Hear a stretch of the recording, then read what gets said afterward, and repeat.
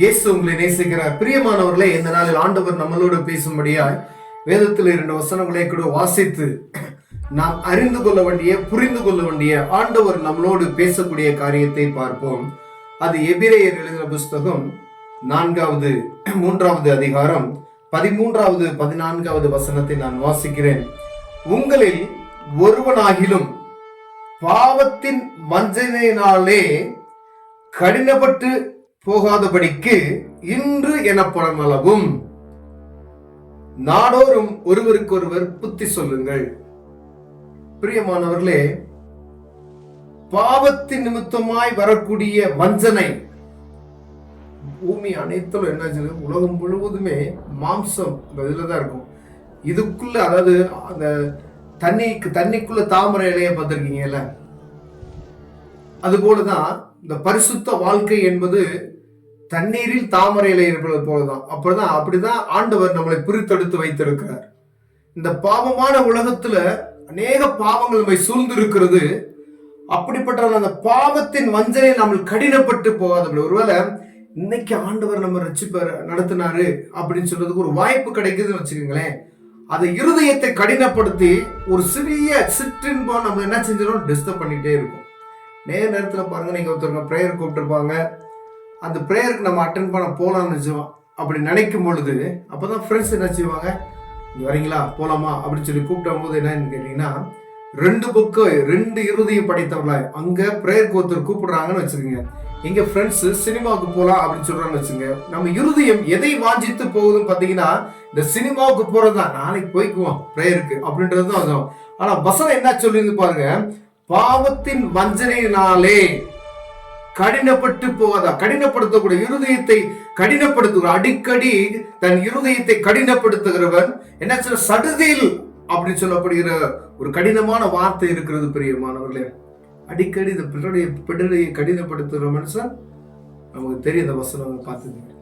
நான் என்ன சொல்றேன், ஆண்டவர் என்ன சொல்லுகிறான்னு பாத்தீங்கன்னா, இன்று எனப்படும் அளவும், அதாவது ஒரு நாள் அந்த நேரத்தை நீங்க தள்ளி போடாதீங்க. ஆண்டவர் இந்த நாள் உங்களுக்கு ஒரு வாய்ப்பை கொடுக்கிறாருன்னா அதை சரியா நீங்க பயன்படுத்துங்கன்னு சொல்லிதான் அந்த வாய்ப்பு ஆண்டவர் மீண்டும் மீண்டும் ஏதோ ஒரு மனிதன் நிமித்தமாய், ஒரு சுவிசேஷ நிமித்தம், ஏதோ உங்க பக்கத்து வீட்டுக்காரன் நிமித்தமாய், ஏதோ ஒரு சபை ஊழியக்காரன் நிமித்தமாய் ஆண்டவர் ஏதோ ஒரு காரியத்தை உங்கள் நிமித்தமாய் செய்ய விரும்பும்படியாய் அந்த கர்த்தர் உங்களுக்கு கொடுக்கக்கூடிய அந்த வார்த்தைகளை நீங்க அல்ல தட்டி விடாதபடிக்கு, அந்த நேரத்துல உங்களுக்கு ஏதோ ஒரு காரியம் உங்களை இழுக்கும், உலகம் ஏதோ ஒரு காரியம் அது பாவம் அப்படின்னு, அதாவது பாவமான காரியத்துல இழுக்கும். நீங்க அதை விட்டு தள்ளி விட்டுட்டு இன்று என்ன பண்ணுவோம் சொல்ல ஆண்டவர் அந்த வசனம் என்ன சொல்ல, ஒவ்வொருவருக்கும் அப்படி புத்தி சொல்லுங்கள். யாருக்கு நம்ம இப்ப புத்தி சொல்ல முடியல, யாருக்குமே புத்தி சொல்ல முடியுதா பாருங்க. நீங்க ஒரு ஃப்ரெண்ட்ஸுக்கோ, உங்க பையங்களுக்கோ, இல்ல நம்ம வீட்டுல இருக்க பிள்ளைகளுக்கோ புத்தி சொன்னா என்ன செய்வாங்க, அவங்க என்ன சொல்லுவாங்க, இதெல்லாம் இப்படியா அப்படின்னு சொல்லுவாங்க. இப்படி இந்த 2024வது கம்ப்யூட்டர் காலத்துல எப்படி இருக்கீங்க அப்படின்னுவாங்க. ஆனா வானத்தையும் பூமியும் படைத்த அண்ட சராசரங்களை சிருஷ்டித்தவர், இந்த பூமியுடைய சகலத்தையும் பார்த்து கொண்டு இருக்கிறவர் ஒரு உண்டு என்பதை நாம் அறிந்து கொள்ளணும். இந்த கம்ப்யூட்டரை உருவாக்குறதுக்கு ஞானத்தை கொடுத்தது யாரு, தேசத்தை உருவாக்குனது யாரு, இங்க இருக்கிற நவீனமயமானத்தை உருவாக்குவதற்கு ஞானத்தை கொடுத்தவர் எப்படிப்பட்டவர் என்பதை நாம் அறிந்து கொள்ளும்படியா இந்த நாள்ல ஆண்டவர் உங்களோடு என்னோடு பேசிக் கொண்டிருக்கிறார். பிரியமானவர்களே, நாம் ஆரம்பத்திலே கொண்ட நம்பிக்கையை முடிவு பொருந்திய உறுதியாய் பற்றி கொண்டிருப்போமாகில் கிறிஸ்துவினிடத்தில் பங்குள்ளவர்களாய் இருப்போம். அதாவது ஆரம்பம், இந்த ரட்சிப்பின் அனுபவம், இந்த ரட்சிப்பின் அனுபவம் சொன்னோம் பாத்தீங்களா, அப்ப கொண்டிருக்கிற அந்த நம்பிக்கையை என்ன செய்யணுமா, உறுதியாய் பற்றி கொண்டு இருக்கணுமா. அதாவது உறுதியாய் பற்றி கொண்டு இருக்கணும். என்ன பிரச்சனை வந்தாலும் சரி, என்ன காரியம் இருந்தாலும் நீங்க தேவனுக்கு கொடுக்க வேண்டிய நேரத்தை சரியா கொடுக்கணும். அநேக முறைகள் நம்ம என்ன செஞ்சிடறோம், கர்த்தருக்கு கொடுக்க வேண்டிய நேரத்தை நம்ம கொடுக்கறதுல அதெல்லாம் உறுதியை பற்றி கொடுக்க முடியல, பற்றி கொண்டு இருக்க முடியல. நம்மளால பற்றி கொண்டு இருப்போமா, கிறிஸ்துவின் இடத்தில் பங்குள்ளவர்களாய் இருப்போம். ஒருவேளை அதை விட்டுட்டோம்னு வச்சுக்கோங்களேன், அது ஒருவேளை கிறிஸ்துவின் அன்பை நம்ம அறிந்துட்டோம் அப்படின்னு சொன்னா உறுதியை பற்றி கொள்ளணும். அதாவது முன்னிலைமையிலும் பின்னிலைமை கேடு உள்ளது என்று வேதம் சொல்லுகிறது. பிரியமான சில வார்த்தைகள், வசனங்கள் கடினமா இருக்கும், இது பயங்கரமான நம்ம இறுதியை தாங்க முடியாத அளவுக்கு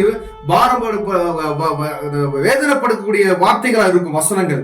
அதனால ஒவ்வொரு வார்த்தைகளும் ஒவ்வொரு நாளும் நம்ம ஒவ்வொருவருக்கு புத்தி சொல்லணும்னு சொல்லி ஆண்டவர் சொல்லுகிறார். பிரியமானவர்களே, ஒவ்வொரு நாளும் யாருக்காவது நீங்க புத்தி சொல்லுங்க. இப்படிப்பட்ட காரியத்தில் இருக்கீங்களா? அந்த பாவத்தின் கடினத்திலிருந்து விடுதலைப்படுவதற்கு ஏதாவது ஒரு காரியத்தை நாம் சொல்லிக் கொண்டு இருக்கோம். அதுதான் உங்களுக்கு சுவிசேஷம். பாருங்களேன், இன்று எனப்படும் அளவும் நாடோறும் ஒருவருக்கு ஒருவர் புத்தி சொல்லுங்கள் என்று வேதம் சொல்லுகிறது. எத்தனை பேருக்கு புத்தி சொல்றோம்? அவங்க நம்ம புத்தி சொல்ல நம்மள வித்தியாசமா தான் பார்ப்பாங்க. நீங்க யாருக்காவது போய் அட்வைஸ் பண்ணீங்கன்னா நீ ரொம்ப ஒழுங்கா அப்படின்னு தான் கேட்பாங்க. ஏதாவது நம்மளை குற்றப்படுத்துவதற்கு தான் அவங்க பார்ப்பாங்க.